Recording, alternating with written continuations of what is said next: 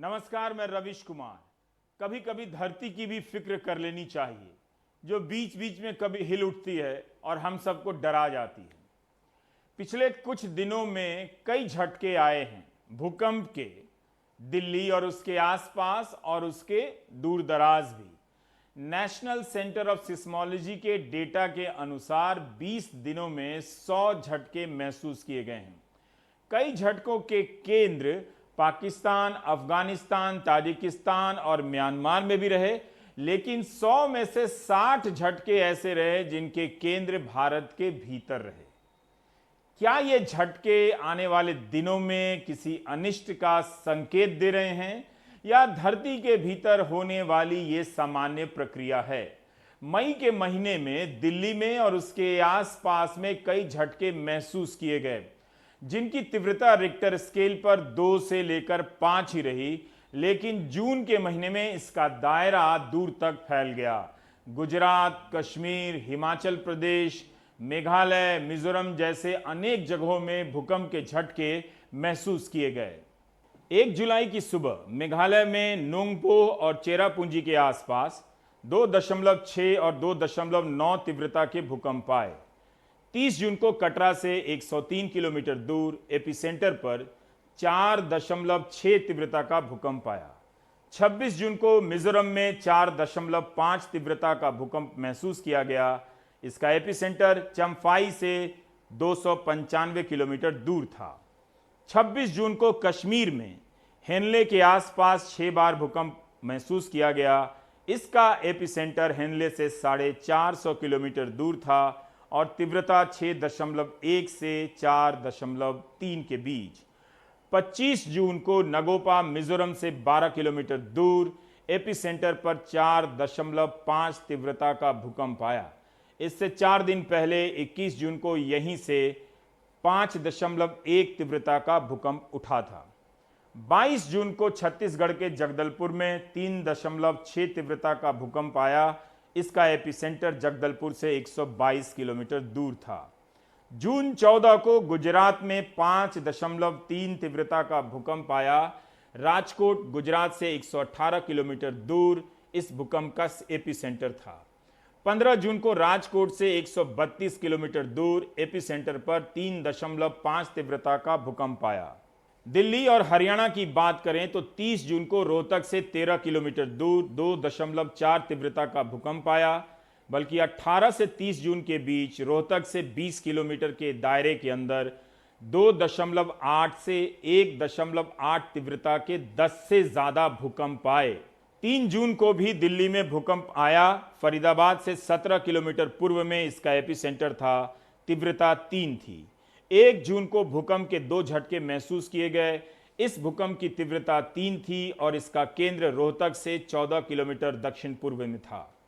इससे पहले इसी दिन 1.8 की तीव्रता का भूकंप आया, जिसका केंद्र रोहतक से 23 किलोमीटर दूर था।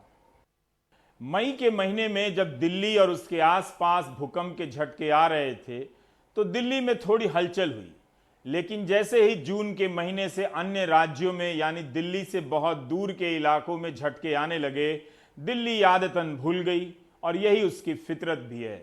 दिल्ली को बार बार याद दिलाने की ज़रूरत पड़ती है कि उसका इलाका सिस्मिक जोन की कैटेगरी 4 में पड़ता है, यानी काफ़ी सक्रियता वाला ये इलाका है जहां भूकंप के झटके आते रहते हैं और बड़े झटके भी आ सकते हैं।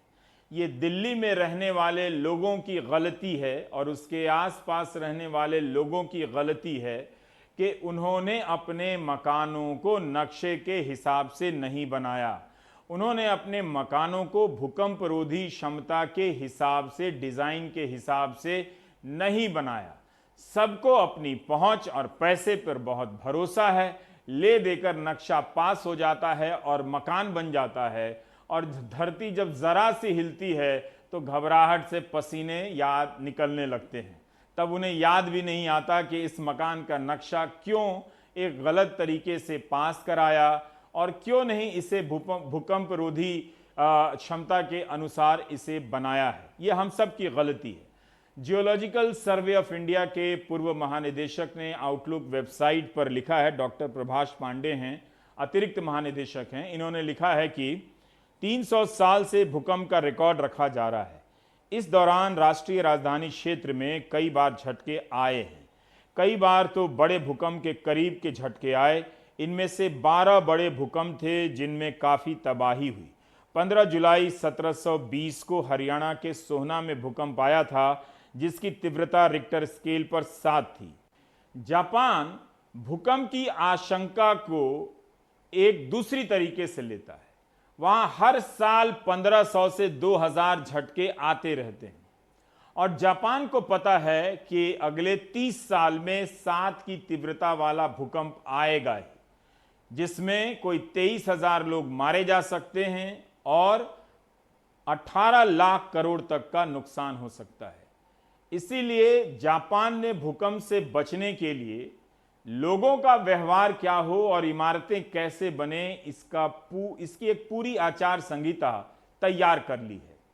आचार संहिता में इस बात का विवरण है कि भूकंप आएगा तो क्या करना है। यह मानकर हजारों लोगों की एक साथ ड्रिल होती रहती है। 1981 से यह ड्रिल हर साल होती है। 1923 में आए भूकंप की बरसी पर, जिसमें 1 लाख लोग मारे गए थे। लोगों को ट्रेनिंग दी गई है कि भूकंप के समय निकलने की तैयारी कैसे करनी है, खुद को कैसे बचाना है। टोक्यो में बहुमंजिला इमारतें इस तरह से डिजाइन हैं कि 7 से 8 तीव्रता वाले भूकंप के समय झूले की तरह झूल सकती हैं और नुकसान नहीं होगा। टोक्यो मेट्रोपॉलिटन सरकार ने 338 पेज का एक मैनुअल भी प्रकाशित किया है कि आपदाओं के समय क्या क्या करना चाहिए। इस मैनुअल को 70 लाख घरों में बांटा गया है। कई भाषाओं में इसे तैयार किया गया है।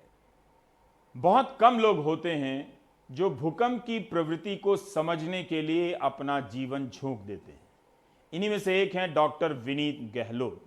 डॉक्टर विनीत गहलोत इस वक्त हैदराबाद के एनजीआरआई में सीनियर साइंटिस्ट हैं। एनजीआरआई का मतलब हुआ नेशनल जियोफिजिकल रिसर्च इंस्टीट्यूट। इसके पहले नेशनल सेंटर ऑफ सिस्मोलॉजी में निदेशक भी रह चुके हैं। डॉक्टर गहलोत के नेतृत्व में एक बृहद शोध कार्य हो रहा है कि यूरेशियन प्लेट से टकरा रही इंडियन कॉन्टिनेंटल प्लेट की गतिविधियों को मॉनिटर कैसे किया जाए। इसके लिए अंडमान से लेकर सियाचिन तक हाई एक्यूरेसी जीपीएस लगाए गए हैं। इसका अर्थ यह है कि धरती के भीतर हो रही छोटी छोटी गतिविधियों को भी मॉनिटर करना। डॉक्टर गहलोत खुद को भूकंप का एक विद्यार्थी मानते हैं, जिनका जीवन इसी में लगा है, इसी मकसद से कि इसके बारे में लगातार जानते रहना है। आपका बहुत बहुत स्वागत है डॉक्टर गहलोत। डॉक्टर विनीत, अक्सर जब भी भूकंप के झटके आते हैं तो, और ख़ासकर अभी जब 20 दिनों में कोई 100 के करीब झटके रिकॉर्ड किए गए हैं, तो लोगों के दिमाग में पहले यही बात आती है कि क्या कोई बड़ा झटका आने वाला है। भूकंप की प्रवृत्तियों के एक गंभीर छात्र के रूप में आप, सभी लोग इसी तरह से सोचते हैं, आप क्या कहना चाहेंगे? देखिए, जो भूकंप आने की प्रक्रिया है वो, उसके बारे में काफ़ी लोगों को मालूम है कि भूकंप कैसे आते हैं। लेकिन जब भी हम कभी ये बात कहते हैं कि साहब भूकंप ज़्यादा आ गए हैं या उनकी तीव्रता बढ़ गई है, उनकी संख्या बढ़ गई है, तो उसको उस तरह से देखना उचित नहीं होगा। हम जनरली जब भूकंप की बात करते हैं तो एक लंबे टाइम सीरीज़ की बात करते हैं कि पिछले 10 साल में, पिछले 20 साल में या पिछले 100 साल में यहाँ पे भूकंप आने की जो तीव्रता है, यहाँ पे भूकंप आने की संख्या है, वो कैसी रही है। तो अगर उस लिहाज से आप देखेंगे तो अक्सर आपको लगेगा कि हाँ, ये तो सामान्य स्थिति है, इसमें कोई ज़्यादा बदलाव नहीं हुआ है। तो कभी भी भूकंप को ऐसा नहीं देखना चाहिए कि अचानक अगर कहीं पे 5 भूकंप आ गए तो क्या यहाँ पे कोई बड़ा भूकंप आने की संभावना हो सकती है, या ये किसी चीज़ को इंडिकेट कर रहा है, या यहाँ पे भूकंप के आने की संख्या बढ़ गई है। तो उस तरह से इसको कभी नहीं लेना चाहिए। क्योंकि दिल्ली के आसपास जब मई के महीने में कई झटके आए तो काफ़ी इस तरह से पढ़ने को मिलता है कि दिल्ली में और इसके हिमालय के तराई इलाकों में एक बड़ा भूकंप आने वाला है वो बाकी है, उसका उसका समय हो चुका है, क्योंकि पहले पहले इस वक्त में भूकंप आया है। खुद कई और भी दूसरे भूकंप के जो वैज्ञानिक हैं वो इस तरह की बातें कर देते हैं, तो लोगों के दिमाग में ये बात बैठ जाती है कि क्या कोई बड़ा भूकंप आने वाला है, खासकर दिल्ली के संदर्भ में। ये बात सही है कि यहाँ पे तराई के इलाकों में हम लोग कहते रहते हैं कि साहब भूकंप आने की संभावना, भूकंप से प्रभावित होने की संभावना है। हम जब भी इस तरह की बात करते हैं, हम लोग भूकंप हिमालय की बात करते हैं कि हिमालय में हमें मालूम है कि वहाँ पे जैसे गढ़वाल कुमाऊं का इलाका है, वहाँ पे पिछले कई सौ सालों से कोई बड़ा भूकंप नहीं आया है, और हमें मालूम है कि वहाँ पे एनर्जी लगातार बन रही है। तो उसके लिहाज से हम लोग कहते हैं कि हाँ साहब, वहाँ पे भूकंप आने की संभावना है, और उसका प्रभाव जो तराई का इलाका है वहाँ पे भी पड़ेगा, और बहुत ज़्यादा बुरी तरह पड़ेगा, ये हम लोग कहते हैं। लेकिन जब बात हम दिल्ली की करते हैं, तो दिल्ली में अगर आप हिस्ट्री देखें, यहाँ का इतिहास देखें, तो आपको पता लगेगा कि यहाँ पे कोई बड़ा भूकंप कभी नहीं आया है। बड़े भूकंप जो आते हैं वो जनरली प्लेट बाउंड रीजन में आते हैं, जिसको हम जो दो प्लेट का जो जहाँ पे टकराव होता है, जैसे हिमालयन आर्क है, वहाँ पे आते हैं। इसके अलावा कुछ भूकंप हैं, जैसे कि कच्छ में, गुजरात में आया था, तो उसको एक और हम लोग फेल्ड रिफ्ट जोन कहते हैं, वो एक अलग प्रक्रिया है। दिल्ली में हमें ऐसा कोई ना तो हिस्ट्री बताती है कि यहाँ पे कोई बड़ा भूकंप आया था पीछे कभी, ना वो प्लेट बाउंड्री रीजन है, ना यहाँ पे इतने बड़े बड़े फॉल्ट हैं जिसके अलोंग कोई बड़ा भूकंप आ जाए। जितनी भी अगर हिस्ट्री देखें तो लोग कभी हिस्ट्री इनफैक्ट कई मायनों में कई जगह पे उसमें थोड़ा गलतियाँ भी हैं। जैसे कि जब आप कुतुब मीनार जाएंगे तो वहाँ लिखा हुआ है कि 1803 में जो भूकंप आया था उससे उसकी मीनार यहाँ पे एक क्षतिग्रस्त हो गई थी। और वो 1803 का भूकंप दिल्ली में नहीं आया था। 1803 का भूकंप तो देवप्रयाग और श्रीनगर के पास में आया था, वहाँ उत्तराखंड में, तो उसका प्रभाव यहाँ पड़ा था। लेकिन ये कहना ठीक नहीं होगा कि 1803 का भूकंप जो है मथुरा में या दिल्ली के आसपास के इलाकों में आया था।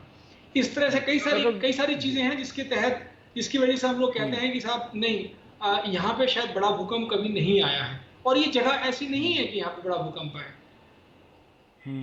पर डॉक्टर विनीत, ऐसा क्या है दिल्ली के सतह के नीचे की, जैसे यहाँ इस तरह के झटके ज़्यादा आ रहे हैं, और ख़ासकर बहुत सारे झटके ऐसे आए जिनकी तीव्रता का केंद्र जो था वो रोहतक और आसपास, यानी इसे आप दिल्ली रीजन ही कह सकते हैं, यहीं आसपास था। दिल्ली का इलाका जो है, अगर आप दिल्ली को ध्यान से देखें, अगर एक ज्योग्राफिकल मैप लें और तब ध्यान से देखें, तो आपको दिखाई देगा कि दिल्ली की पहाड़ियाँ हैं, और वो दिल्ली से अगर आप ड्राइव करें, माउंट आबू सपोज आप जाने की बात करें दिल्ली से, तो आप लगातार पहाड़ियों के बीच में से निकलेंगे। दिल्ली पे उसको हम दिल्ली सिस्टम कहते हैं पहले, उसके बाद फिर हम अरावलीज में चले जाते हैं।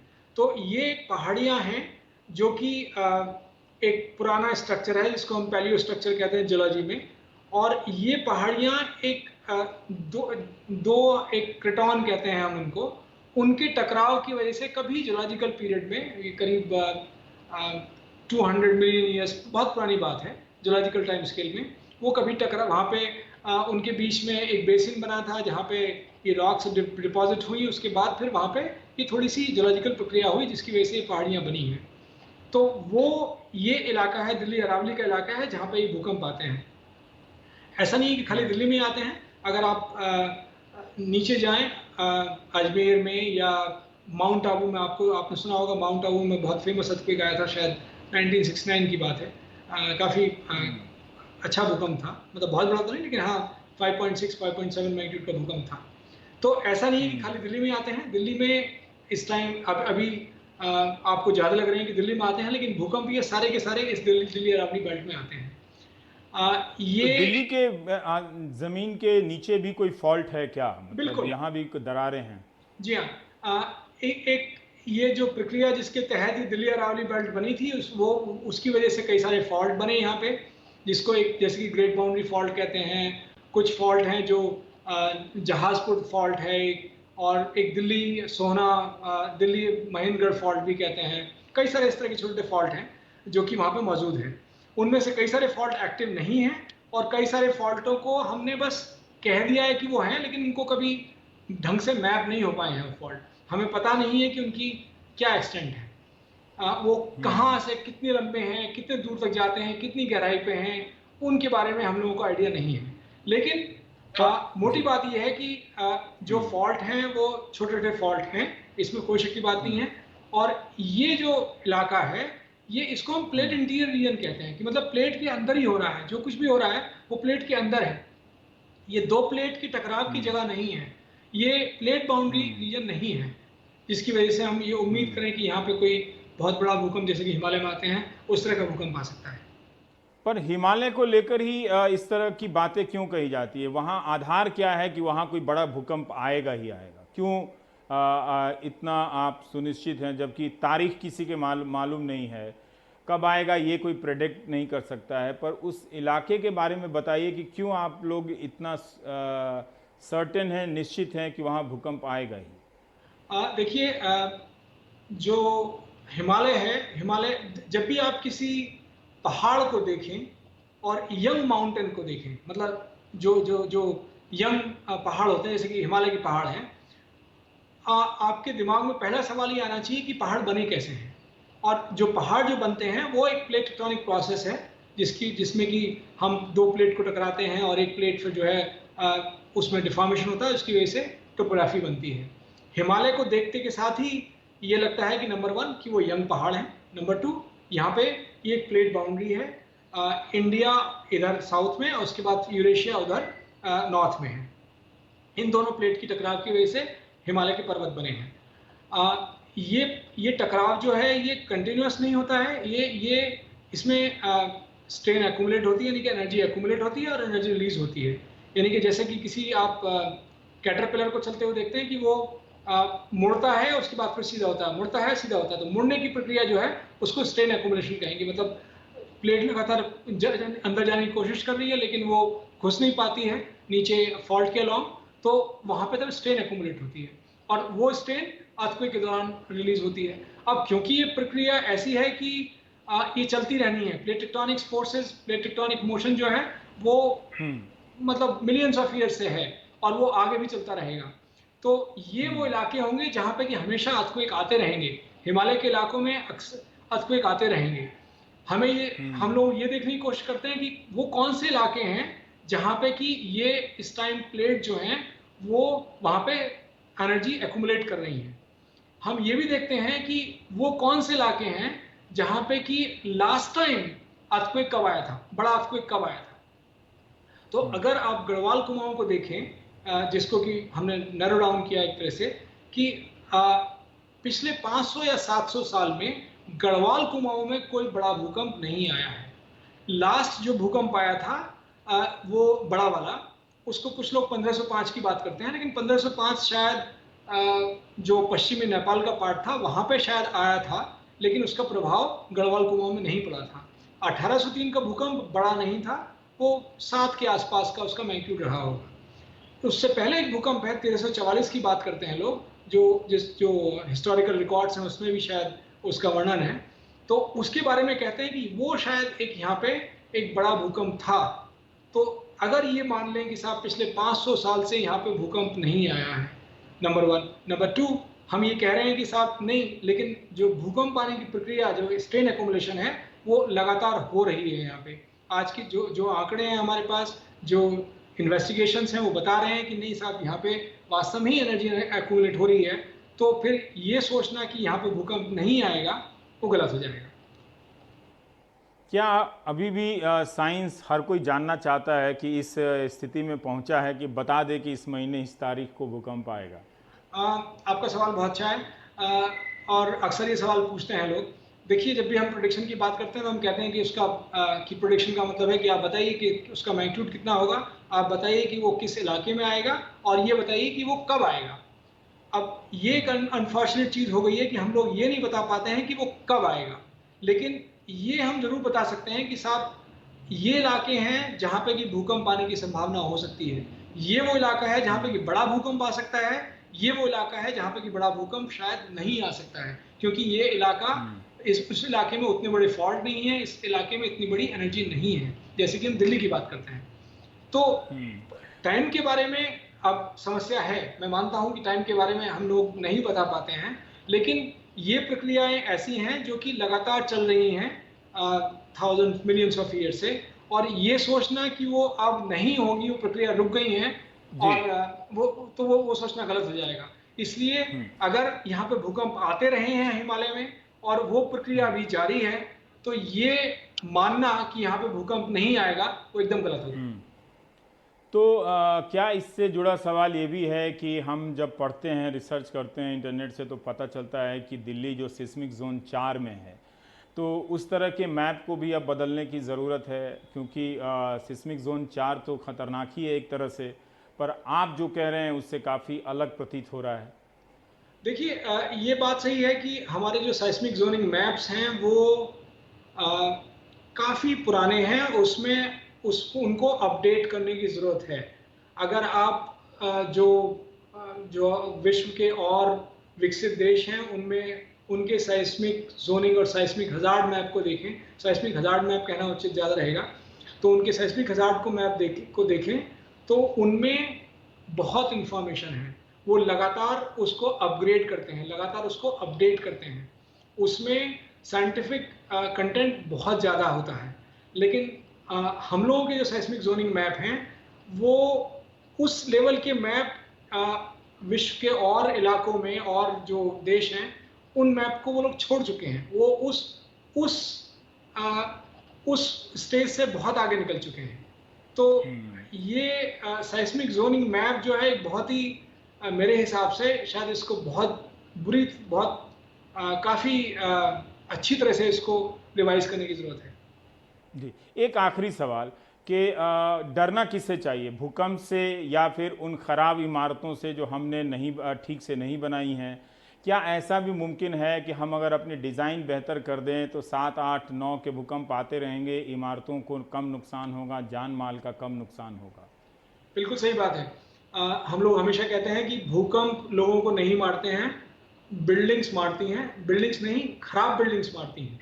जो अ, मतलब अगर आप एक बिल्डिंग कोड है हमारा, इवन अगर हम लोग ये सेस्मिक जोनिंग मैप जो हमारे पास है इसी को हम लोग ढंग से फॉलो करें, इसके तहत जो जिस जोन में आप आते हैं उसके तहत अगर आप जो जो बिल्डिंग डिज़ाइन करनी है उस डिज़ाइन से जाएं, थोड़ा सा रीइंफोर्समेंट कर दें उसमें उस बिल्डिंग में, जिससे कि जो अर्थक्वेक आए तो ठीक है, बिल्डिंग में डैमेज होना अलाउड है, लेकिन बिल्डिंग का कोलैप्स होना अलाउड नहीं है। और अगर आप ये जो बिल्डिंग कोड हैं उनको इम्प्लीमेंट कर लेते हैं, जिसके बारे में लोग अक्सर कहते हैं कि ये मुश्किल से 10% या 15% इसकी कॉस्ट बढ़ती है, अगर आप जो अर्थक्वेक के प्रति जो रीइंफोर्समेंट करते हैं। तो अगर उतना सा ही अगर हम लोग काम कर लें तो आप देखिए ना, जितना जापान देखिए या और जो बड़े बड़े कंट्रीज हैं वहाँ पे भूकंप अक्सर आते हैं, लेकिन आपने कभी नहीं सुना होगा कि वहाँ पे कोई जान माल कोई बहुत ज़्यादा नुकसान हुआ हो, आपने कभी नहीं सुना होगा। जी।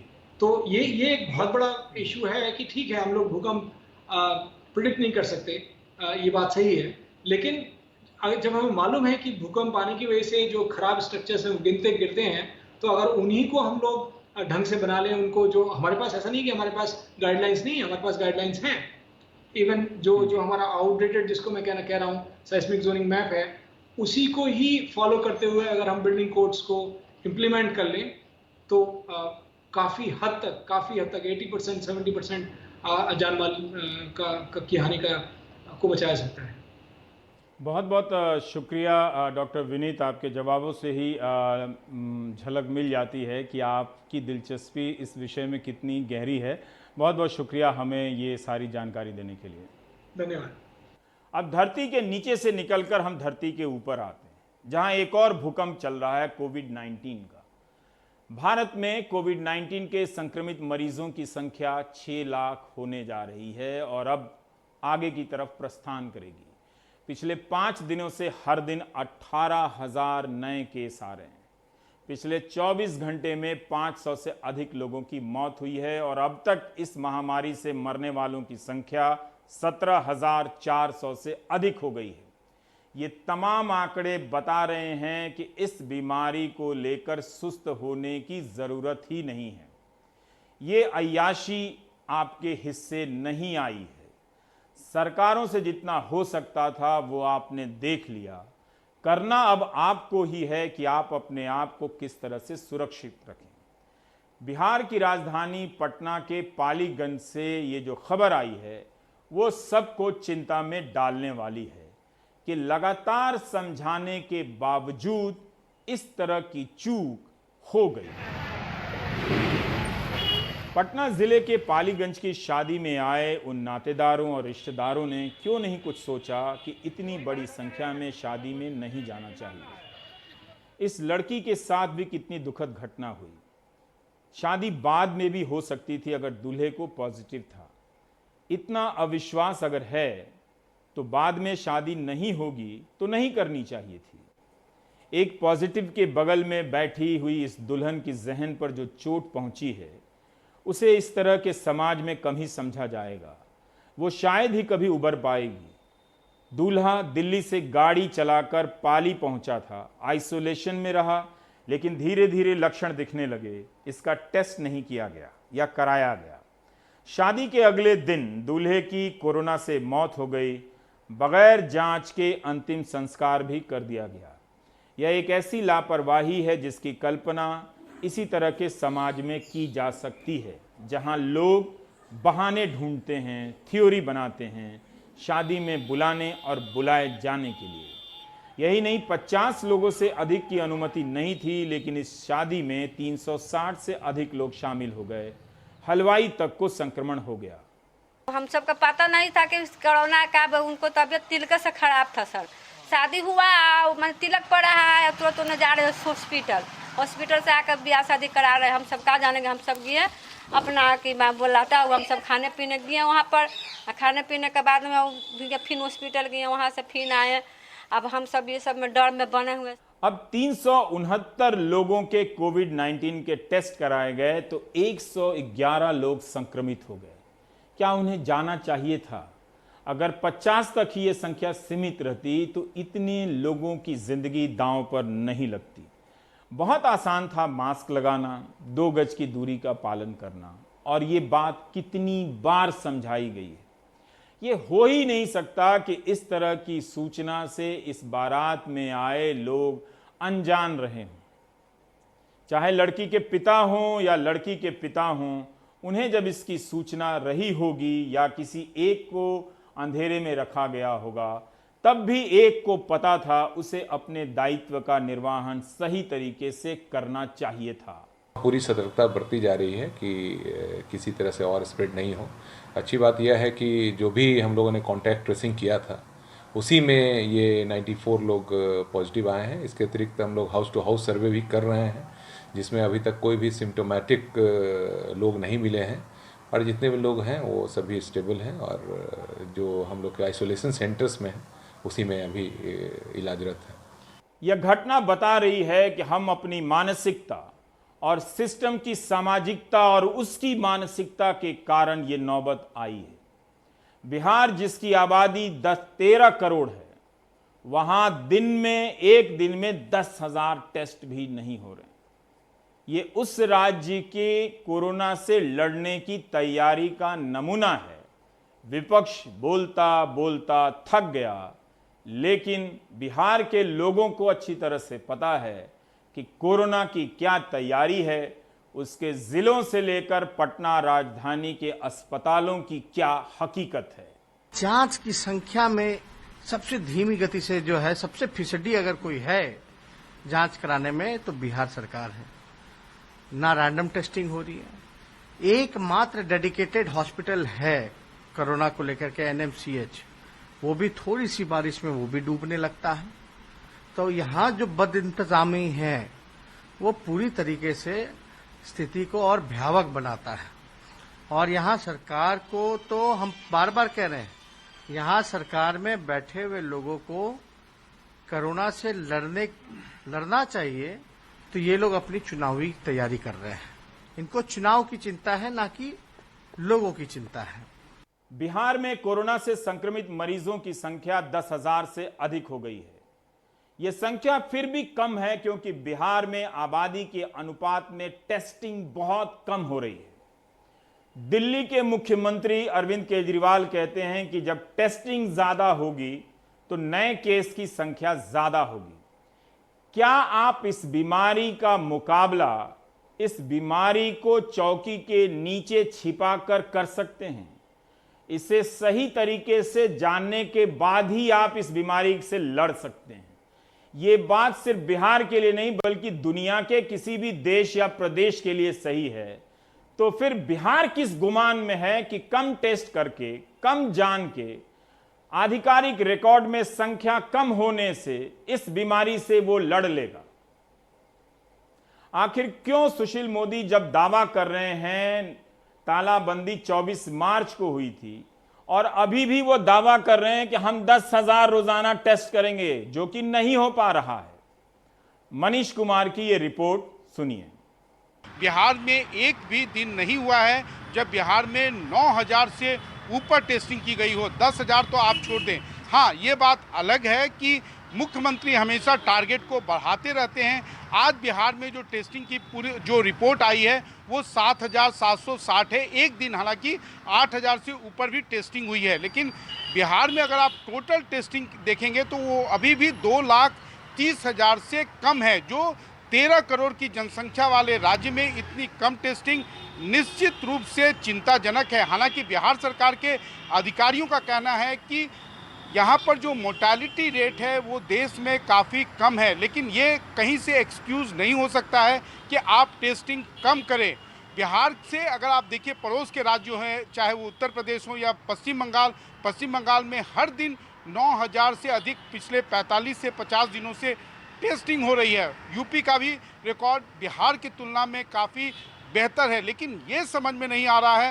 हालांकि स्वास्थ्य विभाग के अधिकारी कहते हैं रवीश की जो टेस्टिंग की जो मशीनें हैं वो आई हैं, लेकिन जो जिस प्रकार से वहाँ पर स्किल होने चाहिए स्टाफ, वो उसकी कमी है। और साथ ही साथ कई जगहों पर टेस्टिंग रुक गई है, वो चाहे एम्स हो। खुद केंद्रीय स्वास्थ्य राज्य मंत्री अश्विनी चौबे के जो होम टाउन है भागलपुर, वहाँ पर कई दिनों तक, कई हफ्तों तक जो है टेस्टिंग केवल कैट्रिजेस के अभाव में रुकी पड़ी थी। बिहार में आज कोरोना अगर बढ़ रहा है, निश्चित रूप से बिहार में इससे भी ज़्यादा टेस्टिंग अगर ठीक से हो तो आपको मरीजों की संख्या काफ़ी ज़्यादा होगी, क्योंकि जब तक आंकड़े सही से आ रहे थे, आंकड़ों में काफ़ी ज़्यादा आजकल कटौती की गई है।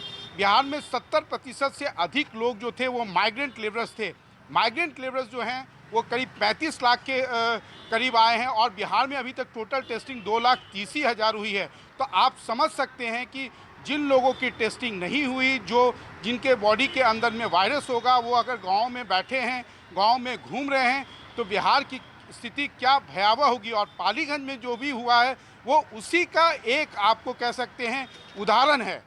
इसलिए बहुत जरूरी है कि हम अपनी सामाजिकता को इस वक्त बदल दें। कोई भी कितना भी करीबी हो, अगर उसने शादी ब्याह का आयोजन प्रयोजन किया है तो मत जाइए। बुलाने पर भी मत जाइए और ना बुलाने पर बुरा मत मानिए, क्योंकि ये अलग समय है।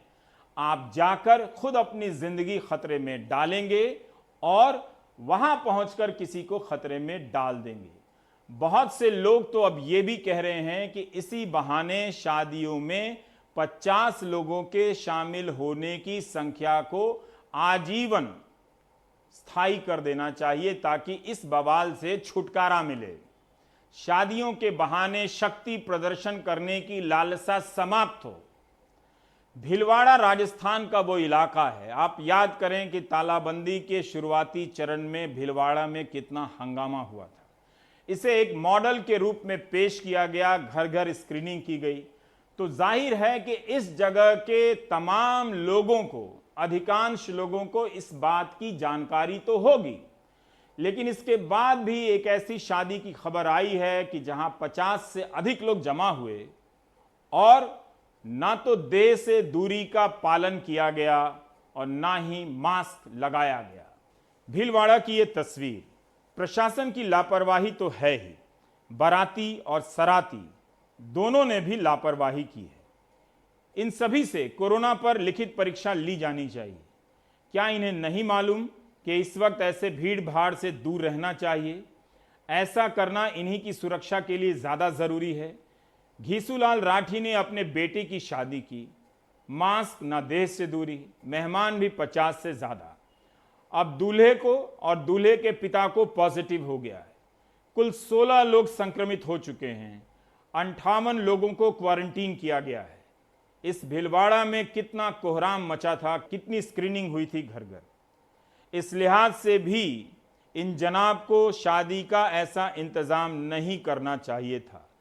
जिला कलेक्टर ने बिल्कुल ठीक किया है, इनसे इलाज, भोजन, एम्बुलेंस और रहने का खर्चा वसूल कर 6,26,600 रुपए का बिल भेज दिया है। वक्त है एक ब्रेक का। ब्रेक के बाद हम मिलेंगे तो कुछ और खबरों पर बात करेंगे।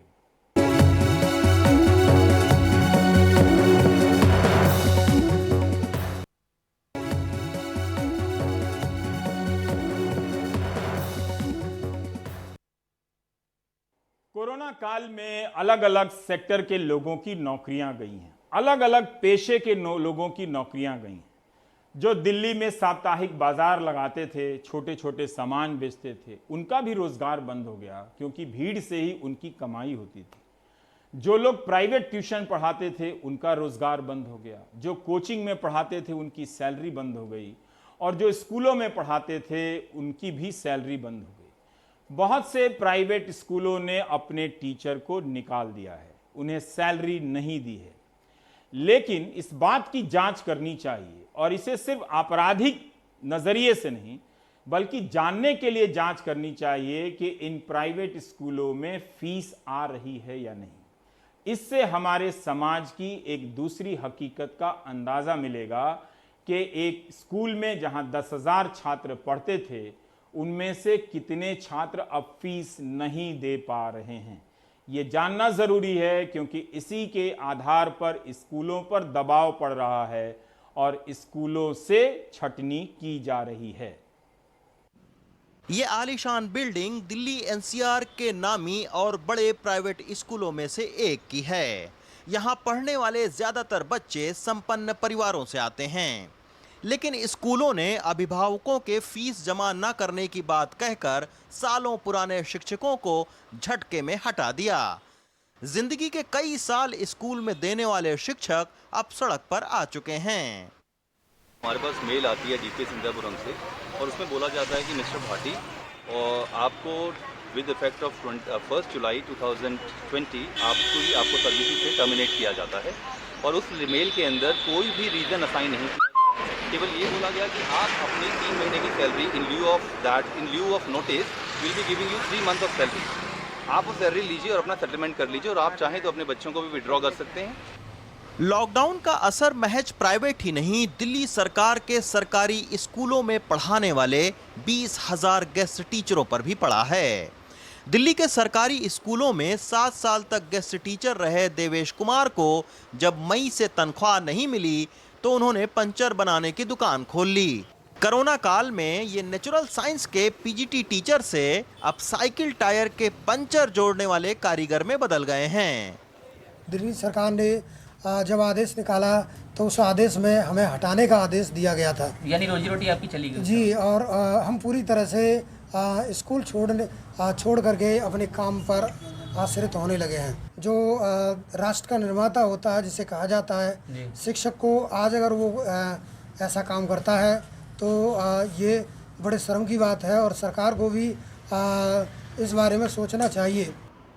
दिल्ली में 2800 प्राइवेट स्कूल हैं, लेकिन जब बड़े प्राइवेट स्कूल अपने शिक्षकों को निकाल रहे हैं, तब दिल्ली के अनऑथराइज कॉलोनियों में चलने वाले इस तरह के करीब 2300 छोटे प्राइवेट स्कूल अब बंदी के कगार पर हैं। 4 महीने से बंद पड़े स्कूल की कंप्यूटर लैब में धूल की मोटी परत जम गई है, और मेहनत मजदूरी करने वाले लोगों के बच्चों के इस स्कूल में 800 में से केवल 9 बच्चों की ही फीस आई है। इसी तरह के हालात देश भर के 70,000 से ज्यादा छोटे बड़े प्राइवेट स्कूलों के हैं। सैलरी तो बहुत दूर की बात है, हालात इतने गड़बड़ है कि हम अपना बिजली का बिल जमा नहीं कर पाए हैं। हाउस टैक्स की डेट अभी भगवान की कृपा से इन लोगों ने बढ़ा दिया, नहीं तो हमारी स्कूल की कोई सुनवाई नहीं करता है। देखिए, अभी तो हालात ऐसे हैं कि हमारे बहुत सारे मित्र हैं, वो डिप्रेशन में जा रहे हैं, और हमारी भी स्थिति बहुत अच्छी नहीं है, रात को नींद नहीं आती है, क्योंकि हमने 20 साल पहले इस विद्यालय की नींव रखी थी, ये सोचकर कि मैं समाज के सबसे जो निचला तबका है उसको अच्छी से अच्छी शिक्षा देने का प्रयास करूंगा। 50% पिछले सालों की भी फीस इन 70,000 स्कूलों की जो ज़्यादातर ग्रामीण क्षेत्रों में चलते हैं या स्लम एरिया में चलते हैं और बहुत कम फीस लेते हैं, उनकी बकाया है। और नव वर्ष में तो नए सेशन में उनका खाता भी नहीं खुला है। 1% और किसी के पास तो 0% फीस आई है, जिससे पूरे देश के 2 करोड़ टीचर्स को सैलरी देने का संकट गहरा गया है। एक आंकड़े के मुताबिक लॉकडाउन में करीब 12 करोड़ लोगों के रोजगार संकट में हैं। कई बड़ी छोटी कंपनियों में काम करने वाले लोगों की या तो तनख्वाह में कटौती हुई या उनकी नौकरी चली गई। इसके चलते अब उन्हें बच्चों की फीस भरने में परेशानी हो रही है।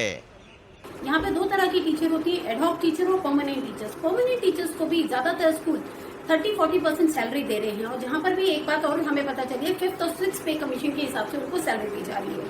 60% 70% एडहॉक टीचर निकाल दी गई है। तो पेरेंट्स पॉइंट ऑफ व्यू से जब पैसा आप ट्यूशन फीस का मांग रहे हैं, वो भी आप ये कह रहे हैं कि आप अपने टीचर्स को सैलरी देंगे, और जबकि पेरेंट्स को पता चल रहा है कि टीचर्स को सैलरी के नाम पे उस ट्यूशन फीस का भी 20% जा रहा है, तो पेरेंट्स का ये आवाज उठाना जायज है कि वो ट्यूशन फीस भी क्यों दें। कोरोना काल से पहले तक शिक्षा और स्वास्थ्य विभाग को बढ़ता हुआ कारोबार माना जाता था, लेकिन लॉकडाउन में नौकरी खो चुके अभिभावकों के लिए अब बड़े से लेकर छोटे स्कूलों तक में फीस भरना आसान नहीं रह गया है, जिसका असर अब प्राइवेट स्कूलों पर पड़ रहा है। अब सरकार को चाहिए कि एक ऐसा बीच का रास्ता निकाले ताकि स्कूल के संचालक, पढ़ाने वाले शिक्षक और अभिभावक तीनों इस संकट की घड़ी से उबर सकें। गाजियाबाद से सचिन गुप्ता के साथ रवीश रंजन शुक्ला, एनडीटीवी इंडिया।